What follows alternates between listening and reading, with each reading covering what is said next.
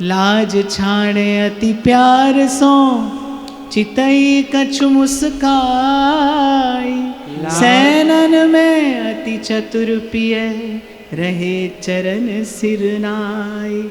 और जब श्री लाल जी का वो मौन प्रणाम प्रिया जी स्वीकार करती हैं, अंग अंग प्रति फूल भई आनंद उर न समाई। अंग अंग प्रति फूल भई आनंद उर न समाई। भागमान पहचान कर चले लाल सिरना, भागमान पहचान कर चले लाल सिरनाई। ये लोक की लीला में प्रथम मिलन है, श्री प्रिया और प्रियतम का ये प्रथम मिलन है। और आप देखिए प्रियतम आए हैं, बस श्री जी के चरणों पर प्रणाम करके गए हैं। एक बात मैं आपको यहां निवेदन करूं, बहुत ध्यान से आप सुनना, कि मैं देखता हूं कभी कभी प्रज्ञा के अभाव में भावुकता भटक जाती है और हम भाव का बहुत साधारणीकरण कर बैठते हैं। कह देते हैं अरे भगवान तो बस भाव के ही भूखे हैं। बात तो ठीक है, भगवान बस भाव के भूखे हैं, लेकिन भाव जो है वो तो सब साधनों की सिद्धि है। भाव कोई साधारण वस्तु नहीं है, भाव कोई सस्ती वस्तु नहीं है। और भाव के नाम पर कुछ भी कर देना ये वस्तुतः प्रेम की स्वतंत्रता नहीं है, ये तो मुझे लगता है भाव की विकृति है, उच्छृंखलता है। मैं एक बात आपको अपने छोटे से अनुभव से कहूं, कुछ संबंध आपके जीवन में ऐसे होंगे जहां केवल आदर होगा, शायद प्रेम ना हो। तो संभव है कि कहीं पर आदर हो और प्रेम ना हो, लेकिन यह संभव नहीं है प्रेम हो और आदर ना हो। प्रेम का आदर तो बड़ा गंभीर है। आप देखिए इस प्रेम भाव की गरिमा देखिए, ये प्रथम मिलन है। प्रियतम बरसाने आए हैं, बस श्री प्रिया जी ने उस प्रेम भरी चितवन से प्रियतम को देखा है, निहारा है दूर से, और वहीं नेत्रों में श्री चरणों पर प्रणाम निवेदन करके प्रियतम जाते हैं। और ध्रुवदास जी लिखते हैं, भाग मानी, इसे भी अपना सौभाग्य मानते हुए कि आज पहचान हो गई, आज ये प्रथम परिचय हो गया। भागमान पहचान कर चले लाल सिरनाए। बहुत समय पहले की बात है महाराज जी, एक बार किसी के यहाँ गया, सुबह का समय था, तो वो जो गृहिणी थी कहने लगी महाराज जी आप 5 मिनट बैठो, मैं अपने ठाकुर जी को स्नान करा लूँ, समय हो रहा है। अब मैंने कहा ठीक है करा लो। अब मैंने कहा चलो हम भी दर्शन कर लेंगे, स्नान हो रहा है, सेवा हो रही।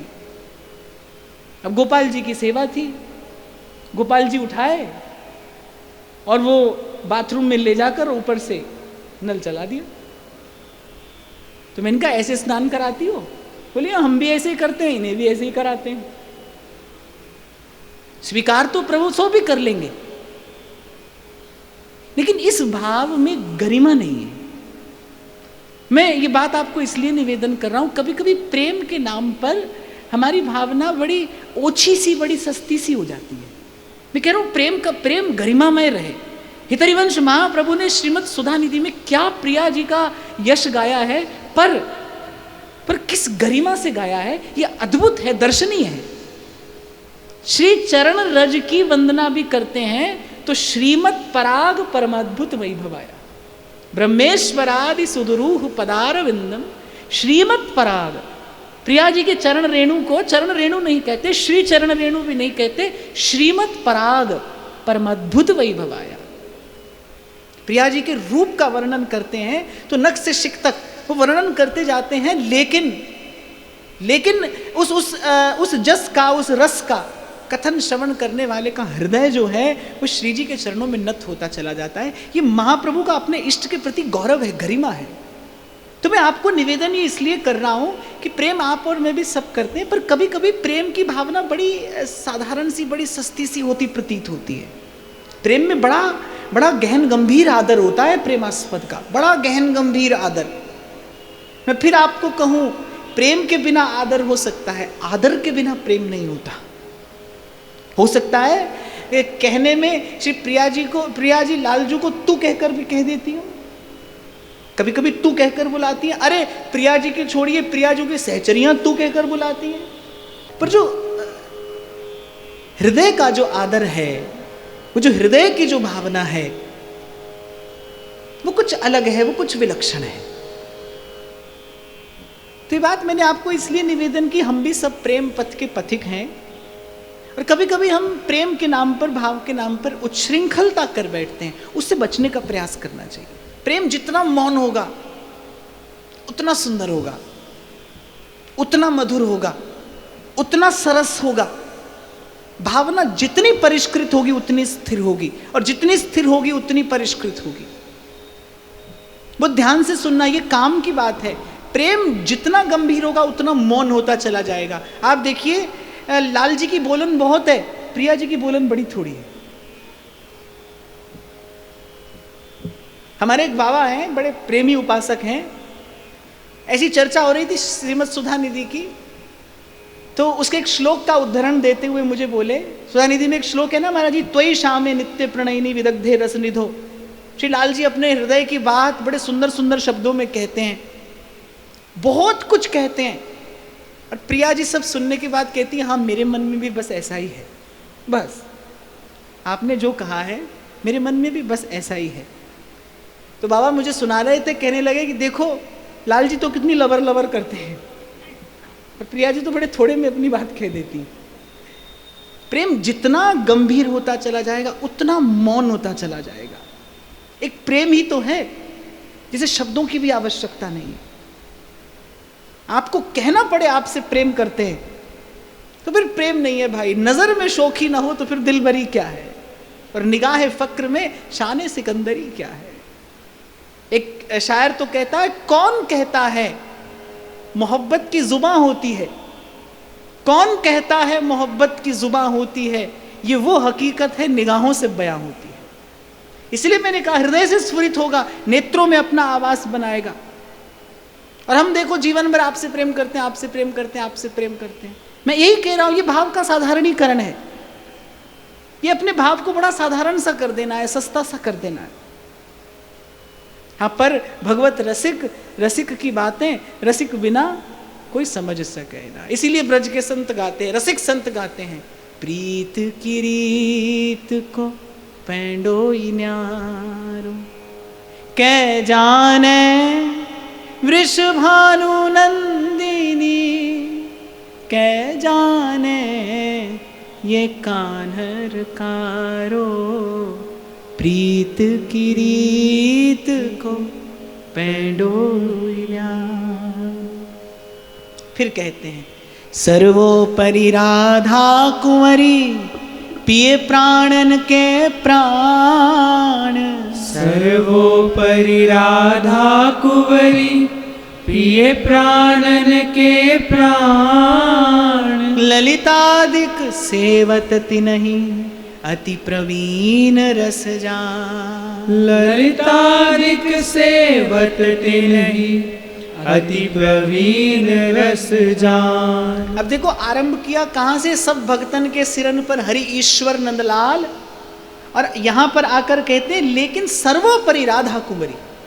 क्यों? जो इन श्री लाल जी के जो सर्वोपरि हैं, जो सकल लोक चूड़ामणि हैं, जो इन लाल जी के प्राणों की भी जीवन है, प्यारे जू की जीवन है, नवल किशोरी गोरी, जो प्रियतम की भी प्राण जीवन धन है, कि सर्वोपरि राधा कुंवरी, पिए प्राणन के प्राण, और ललितादिक सेवत तिन्हि।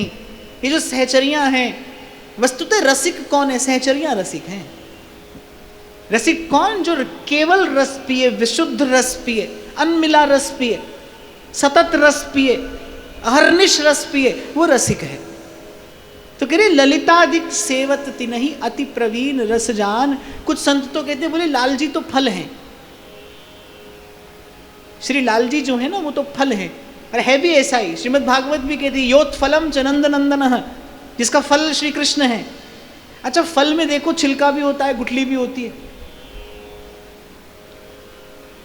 अब फल ऐसे ही सीधे नहीं खाया जाता है, उसमें थोड़ा परिश्रम करना पड़ता है। फल छीलो, अब अनार जैसा फल हो तो बहुत ही परिश्रम करना पड़ता है। परिश्रम के मारे व्यक्ति सोचता है अरे छोड़ो, खाओ ही नहीं।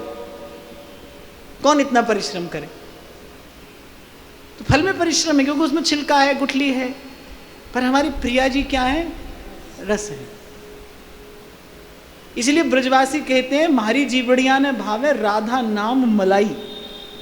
बोले मिठाई खाने में भी थोड़ा परिश्रम करना पड़ता है, मलाई खाने में नहीं करना पड़ता है। बस रखते चले जाइए, वो घुलती चली जाएगी और आपको रसास्वादन होता चला जाएगा। तो सर्वोपरि राधा कुंवरी पिए प्राणन के प्राण, ललितादिक सेवत तिनहि अति प्रवीण रस जान। और ब्रज लीला का ये सुंदर सरस भाव निवेदन करके ध्रुवदास जी कहते हैं, पहली पैरी प्रेम की कीन्ही ब्रज विस्तार।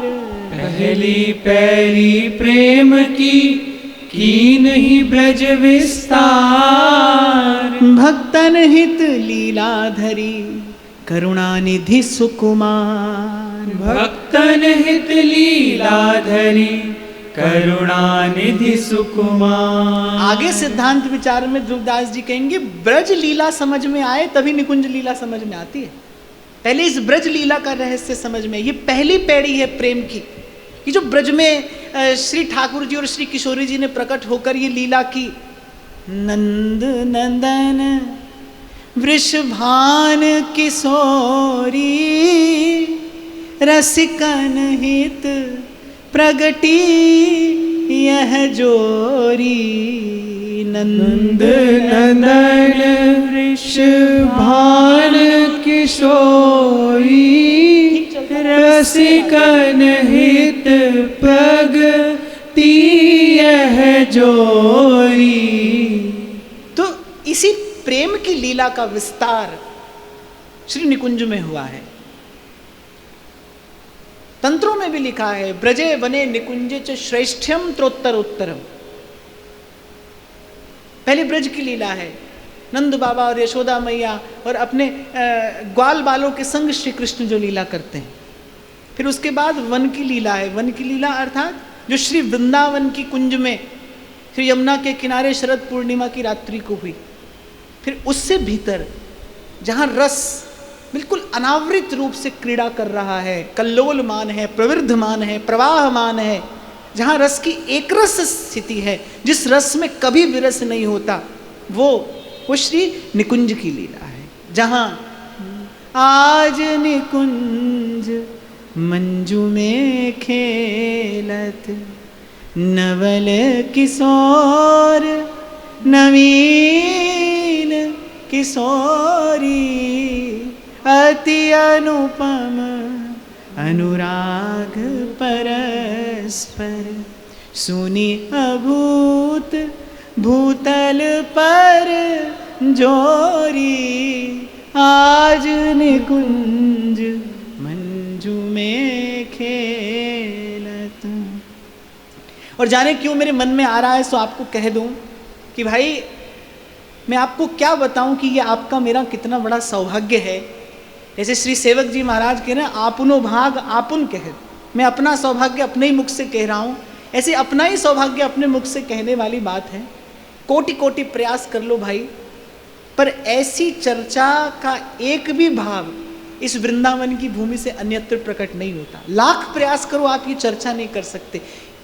अरे और तो और सत्य है, श्री राधिका कृपा बिन सबके बनन अगम्य। सब कुछ कहता सुनता रहता है मन, यहाँ वहाँ की तमाम बात होती है, कुछ भगवत भक्ति की भी बात होती है, पर जब बात रस की आए, जब बात इस प्रेम रस की आए, इसका स्फुरण तो केवल और केवल यहीं श्री वृंदावन की भूमि पर संभव है। ये वस्तुतः इस भूमि का ही प्रताप है, इस भूमि का ही प्रताप भी है और प्रसाद भी है। इसी भूमि की महिमा है, महिमा एष वृंदावनस्य, महिमा एष वृंदावनस्य। अच्छा, हमको देर से समझ में आई ये बात, पर अब समझ में आई। उस दिन कोई कह रहा था मुझसे, बोले ठीक है आप यहाँ कथा सत्संग करते रहिए सो तो अच्छा है, पर हृदय में ही वृंदावन है, जहाँ जाइए वहीं वृंदावन है। मैंने कहा बाबा पहले ये बातें सब समझ में आती थी, अब नहीं आती।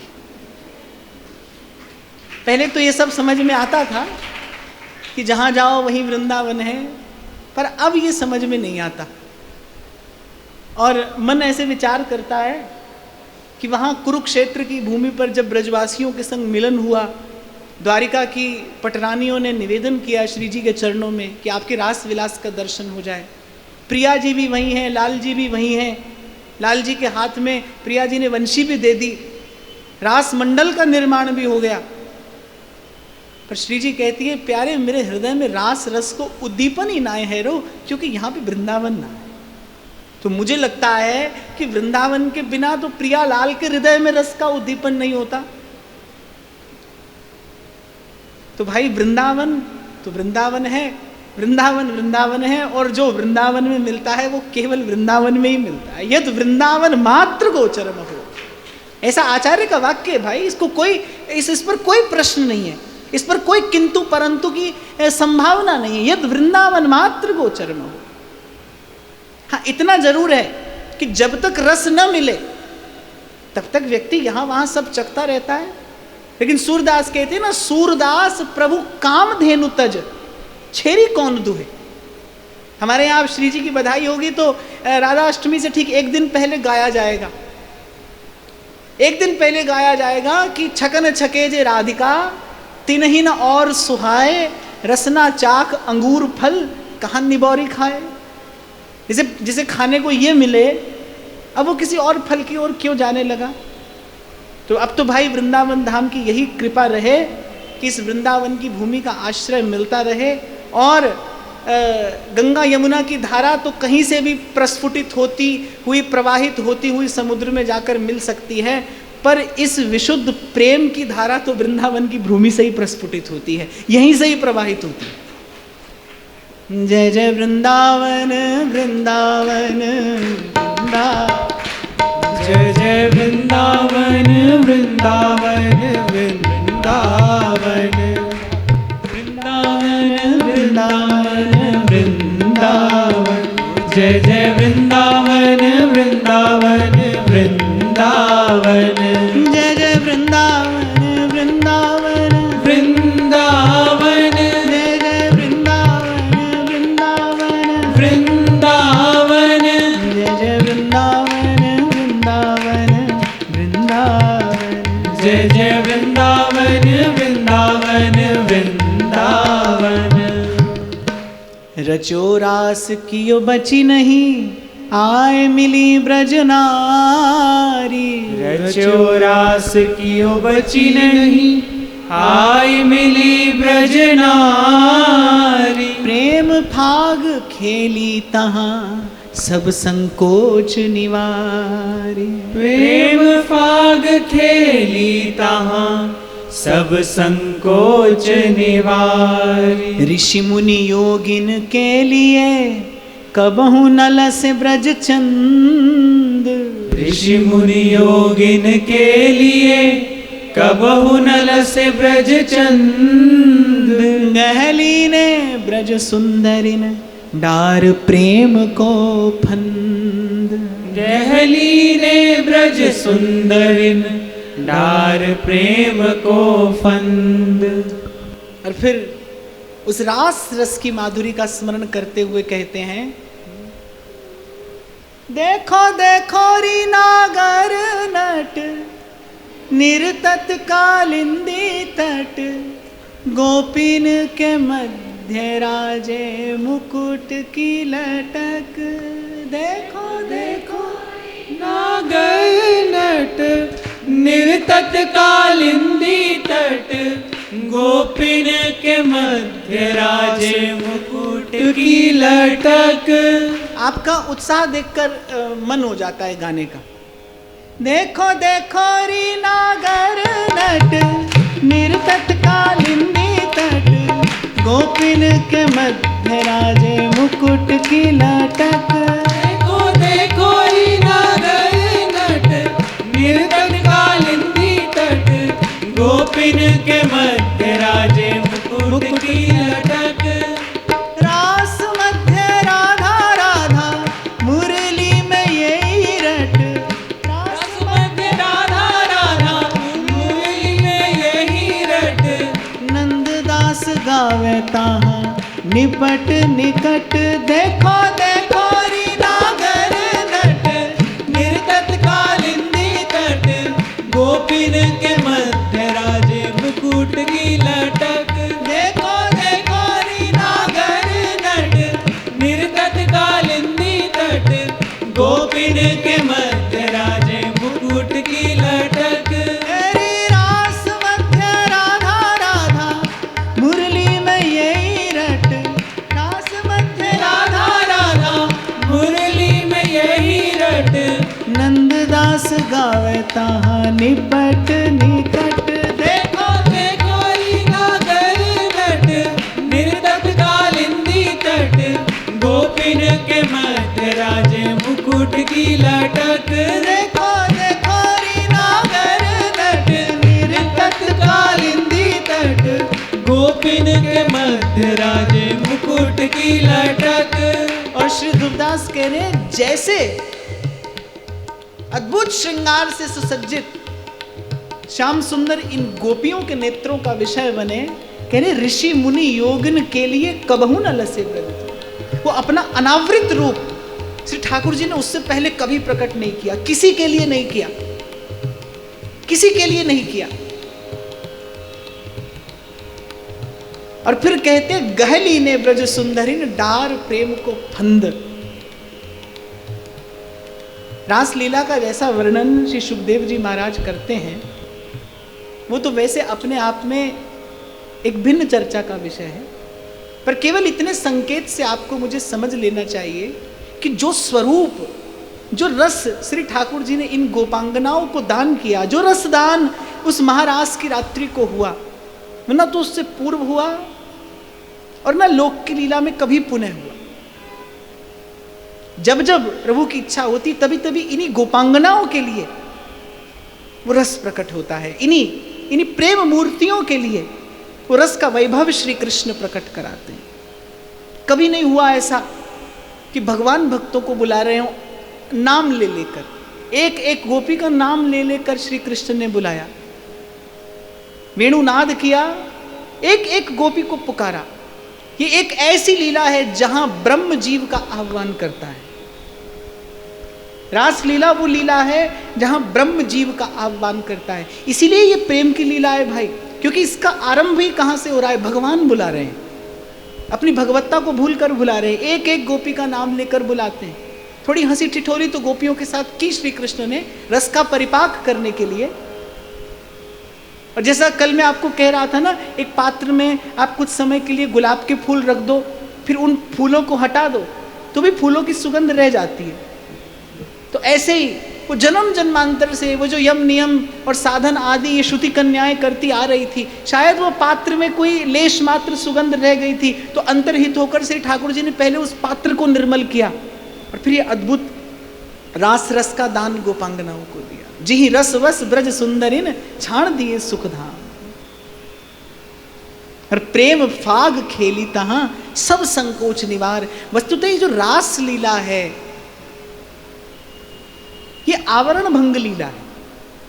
वेदांत कहता है कि भगवत अनुभूति में, भगवत साक्षात्कार में तीन बाधाएं हैं, मल है, विक्षेप है और आवरण है। मल और विक्षेप तो जीव के भजन साधन करने से दूर हो जाता है, लेकिन आवरण का भंग तभी होता है जब प्रभु करना चाहते हैं। मल, विक्षेप और आवरण, मन में मल, चित्त में विक्षेप और आत्मा पर आवरण है। वेदांत कहता है जीव के सामने ये तीन बाधा हैं। पाप कर्म करने से क्या होता है? वो जो मल है वो बढ़ता है, मल बढ़ता है। अब किसी स्थान पर यदि कूड़ा बढ़ेगा तो क्या बढ़ेगा? दुर्गंध बढ़ेगी।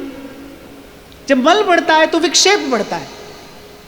लेकिन भजन और साधन से इस मल और विक्षेप की निवृत्ति संभव है, पर फिर भी जो आवरण है जो आत्मा पर पड़ा है, वो आवरण भंग तो प्रभु करते हैं या प्रभु का कोई भक्त करता है।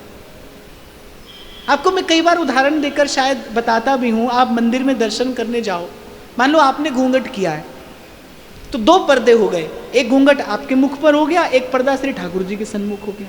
तो अपना घूंघट तो आपने उठा लिया, लेकिन श्री ठाकुर जी के सन्मुख जो पर्दा है वो तो ठाकुर जी की जब इच्छा होगी तो उनकी सेवा में खड़ा कोई व्यक्ति हटाएगा, दर्शन तभी संभव है।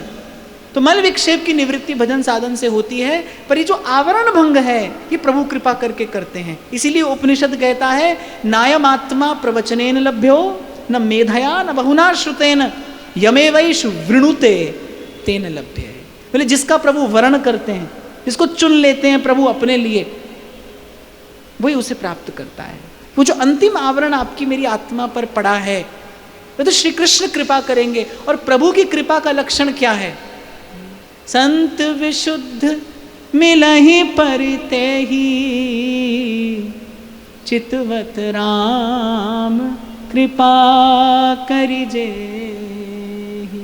ये प्रभु की कृपा है कि प्रभु जीवन में किसी विशुद्ध संत से मिला देंगे, कोई सच्चा समर्थ संत आपको मिल जाएगा। उपासना की जो पद्धति है वही मल विक्षेप आवरण भंग कराती है। ये जो आचार्यों का सिद्धांत है यही है, यही जल भी है, यही वो साबुन भी है, यही वो विधि और युक्ति भी है जिससे अपने अंतःकरण के इस मल विक्षेप और आवरण को हमें दूर करना है। तो प्रेम फाग खेली तहां सब संकोच निवार। श्री ठाकुर जी भी भूल गए हम कौन हैं, गोपी भी भूल गई हम कौन हैं। जब रास हो रहा है, बहुत से लोग इस विषय पर संशय करते हैं, प्रश्न करते हैं। अच्छे अच्छे विद्वानों को मैंने देखा है संकोच करते हुए, रासलीला की बात करते हुए, पर मुझे लगता है प्रेम का पूर्ण परिपाक तो रासलीला में हुआ है। श्री ठाकुर जी की जो अद्भुत करुणा है वो उदय हुई है रासलीला में, कि जब प्रभु वस्तुतः कुछ क्षणों के लिए, कुछ काल के लिए, जीव तो अपना जीवत्व तो भूला, ठाकुर भी अपनी ठकुराई भूल गया। प्रभु अपनी प्रभुता भूल कर वो रासलीला करते हैं। ये आवरण भंग लीला है, ये जीव और ब्रह्म का अनावृत मिलन है, ये सांद्र प्रेम का प्राकट्य है। एक झलक मिली है, और जिस प्रेम की झलक महाराज में मिलती है उसी प्रेम का पूर्णतम परिपूर्णतम रूप श्री निकुंज की लीला में प्रकट होता है, प्रत्यक्ष होता है। इसीलिए महाप्रभु जब पद गाते हैं ना, मोहन मदन त्रिभंगी, वो पद वस्तुतः इसीलिए गाया है संकेत करने के लिए जिस लीला की यहाँ पर झलक मिली है, जिस रस की यहाँ पर एक बिंदु प्रकट हुई है, उसी रस का सिंधु निकुंज में प्रवाहमान है श्री प्रिया जी के श्री चरणों से। बहुत लोग इस झंझट में भी पड़ जाते हैं, महाराज जी ये अलग है वो अलग है। ध्रुवदास जी स्वयं कह रहे हैं पहली पैरी प्रेम की कीनी ब्रज विस्तार। सेवक जी महाराज कह रहे बाल चरित्र प्रेम की नींव। इसलिए सबसे पहले इन ब्रजवासियों का प्रेम भाव समझना है, इस ब्रज की लीला का रस रहस्य समझना है, उसके बाद ही वस्तुतः निकुंज की विशुद्ध भजन भावना का रसास्वादन होता है। नहीं तो मन से भूल हो जाती है, मन से भूल हो जाती है। और ध्रुवदास जी आपको चेता चुके कि रूप सिंधु में पैठ ध्रुव जो मन सकहि संभार, जो मन सकहि संभार।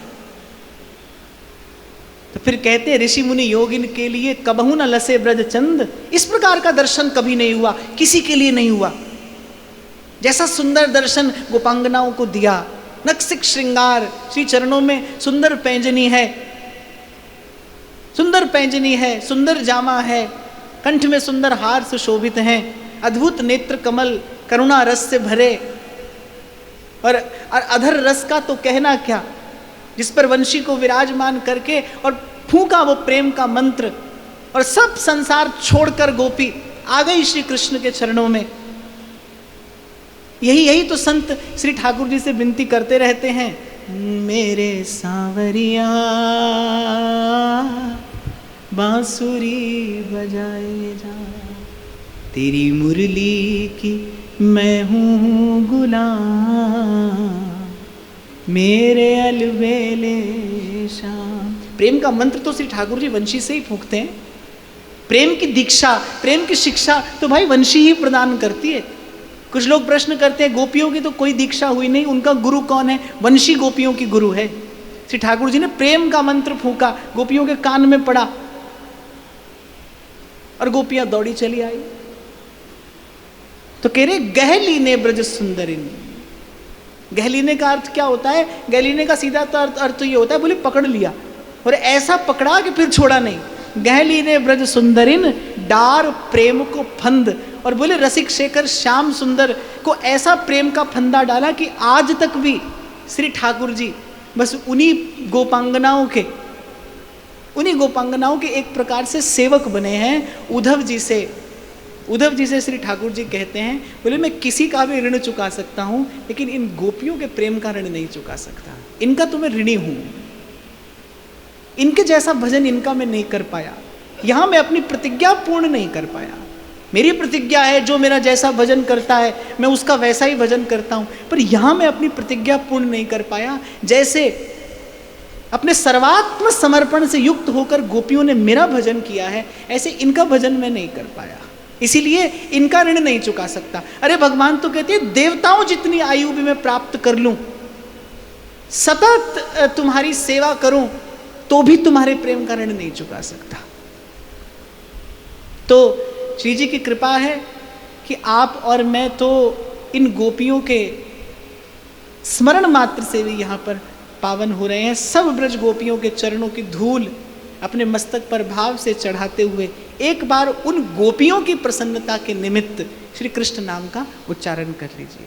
कृष्ण गोविंद गोविंद हे गोपाल नंदलाल, कृष्ण गोविंद गोविंद हे गोपाल नंदलाल, कृष्ण गोविंद गोविंद गोपाल नंदलाल, कृष्ण गोविंद गोविंद हे गोपाल नंदलाल। राधा गोविंद गोविंद गोपाल नंदलाल, राधा गोविंद गोविंद हे गोपाल नंदलाल, राधा गोविंद गोविंद गोपाल नंदलाल, राधा गोविंद गोविंद हे गोपाल नंदलाल, राधा गोविंद गोविंद गोपाल नंदलाल, राधा गोविंद गोविंद हे गोपाल नंदलाल। अच्छा, एक बात तो मुझे आपको कहनी है। मैं देखता हूं कई बार जैसे कीर्तन शुरू होता है ना, तो कीर्तन तो भाई भाव की धारा में गोता लगाने के लिए होता है। मुझे लगता है कभी मन लगे न लगे, कीर्तन में तो सहज में लग जाता है, तो उस क्षण का तो पूरा पूरा लाभ लेना चाहिए। पर यहां मैं देखता हूं जैसे कीर्तन शुरू होता है ना, कोई कोई तो भगत यहां ऐसे बैठे हैं, कीर्तन शुरू होते ही बस मोबाइल हाथ में लेकर और सबके पाप झड़ रहे हैं, तुम पर चढ़ रहे हैं। अरे कीर्तन हो रहा है, ताली सेवा करिए, प्रभु के नाम का उच्चारण करिए, बार बार तो बनत नहीं ये संजोग अनु। कृष्ण गोविंद गोविंद गोपाल नंदलाल, कृष्ण गोविंद गोविंद गोपाल नंदलाल, कृष्ण गोविंद गोविंद गोपाल नंदलाल, कृष्ण गोविंद गोविंद हे गोपाल नंदलाल, राधा गोविंद गोविंद गोपाल नंदलाल, राधा गोविंद गोविंद हे गोपाल नंदलाल, राधा गोविंद गोविंद गोपाल नंदलाल, राधा गोविंद गोविंद हे गोपाल नंदलाल। अच्छा, आज आप सब लोग मुझे बधाई दो और महाराज श्री मुझे आशीर्वाद देंगे, क्योंकि आज वो दिन है जिस दिन मुझे इस जीवन में सबसे पहली बार वृंदावन धाम की रज मिली, महाराज जी मिले, लाडली लाल मिले और बिहारी जी का दर्शन हुआ।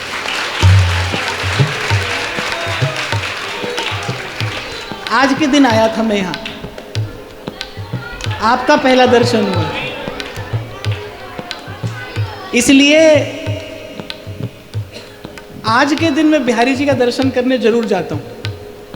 मुझे लगता है हम तो आपके पास आए थे, आपने बिना ही परिश्रम कराए हमें पल्ली पार पहुंचा दिया, जहां विराजे राधा रानी अलवेली सरकार। तो इस यात्रा में जिसने मुझ पर कृपा की, मुझे शुभकामना दी, मुझे आशीर्वाद दिया, उसका तो धन्यवाद है ही, पर जिसने प्रभु की इच्छा से कुछ और किया उसका और भी अधिक धन्यवाद है। सबका धन्यवाद है। महाराज श्री के चरणों में तो मुझे कुछ नहीं कहना, केवल एक मेरा मौन प्रणाम है। और अभी अभी लाल जी से ही सीखा है कि प्रेम को किसी शब्द की आवश्यकता नहीं है, मौन ही पर्याप्त है, एक मौन प्रणाम है, लाडली लाल की बलिहारी है। और आप सबका प्रेम आशीर्वाद मुझ तक सदा पहुंचता रहा है और मैं तो आपसे आशीर्वाद की याचना सदा करता हूं, क्योंकि मैं ये बात बहुत अच्छे से जानता हूं, आपके हृदय से जो शुभ कामना, मंगल कामना मेरे प्रति मुझ तक आती है, वही मेरा पोषण करती है, वही मेरा बल बनती है, मेरी शक्ति बनती है। आप सबके हृदयस्थ हित प्रभु को भी प्रणाम है, नमन है। महाराज श्री को फिर से बहुत बहुत प्रणाम है। एक बार उच्च स्वर से कहना मेरे साथ, राधा वल्लभ कुंज बिहारी, राधा वल्लभ कुंज बिहारी, राधा वल्लभ कुंज बिहारी, राधा वल्लभ कुंज बिहारी, लाल लाडली प्रीतम प्यारी, लाल लाडली प्रीतम प्यारी, राधा वल्लभ कुंज बिहारी, राधा वल्लभ कुंज बिहारी, लाल लाडली प्रीतम प्यारी, लाल लाडली प्रीतम प्यारी। आज का ये भाव श्री जी के चरणों में निवेदन करता हूँ। महाराज श्री को प्रणाम, आप सबके हृदय स्थित प्रभु को नमन।